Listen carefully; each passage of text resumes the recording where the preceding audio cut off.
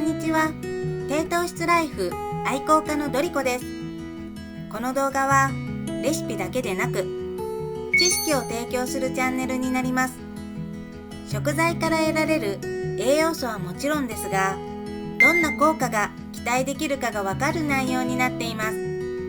この動画を最後までご覧いただくと、おすすめ理由や健康効果、歴史や文化、作り方がわかりますので、ぜひ最後まで見てください。材料はこの動画の最後または概要欄にあります。確認してくださいね。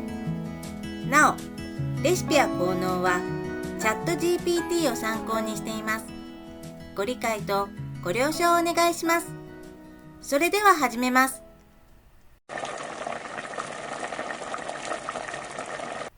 それではピーマンとじゃこと塩昆布の無限副菜5つのおすすめ理由についてお伝えします。1つ目は栄養バランスが良い。ピーマンはビタミン C やビタミン A を豊富に含み、じゃこはカルシウムやタンパク質が豊富です。また塩昆布にはミネラルが含まれています。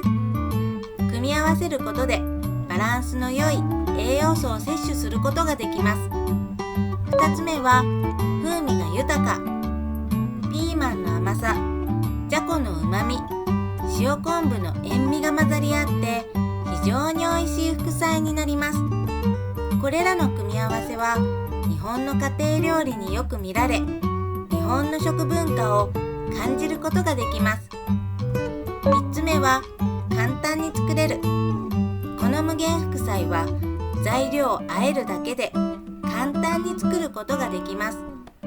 夕食やお弁当のプラス一品に便利です。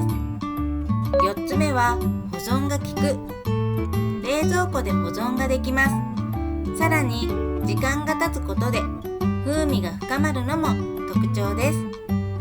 最後は使い勝手があること。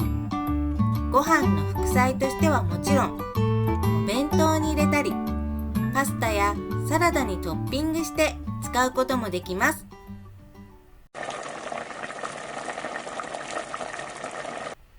ピーマンとじゃこと塩昆布の無限副菜の5つの健康効果についてお伝えします。1つ目はビタミンとミネラルが豊富。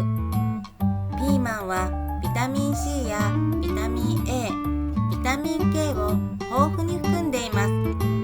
これらは免疫力を高めたり、視覚や皮膚の健康を維持したり、骨の健康を支える働きがあります。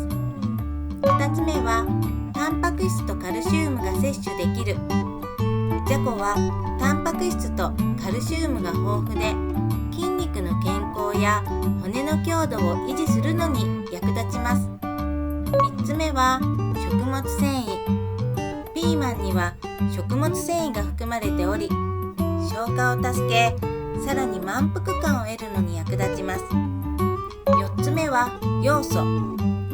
塩昆布は要素が豊富で、要素は甲状腺の健康に必要なミネラルです。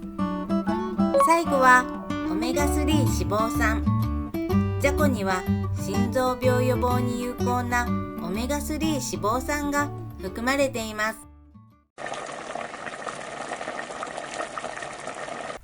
まずピーマンですが、日本で広く栽培されている野菜。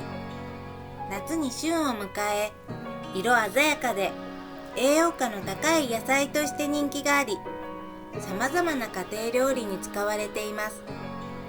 じゃこはタンパク質とカルシウムが豊富で、骨まで食べられるため、カルシウム摂取の良い食材とされています。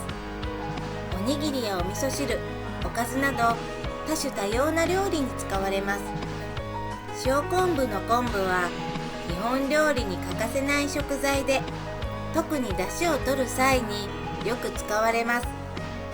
塩昆布はそのまま食べられるように加工されており、ご飯のお供やおかず、おつまみなどに利用されます。無限副菜はその名の通り無限に食べられるという意味。そして簡単に作れるので、忙しい現代人にとって非常に便利な副菜です。日本文化を感じながら簡単でさらに栄養バランスの良い副菜を作ることができます。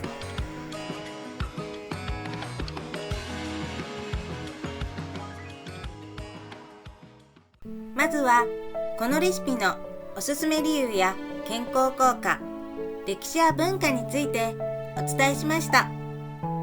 もし少しでもいいと思った方はチャンネル登録や高評価、コメントをよろしくお願いします。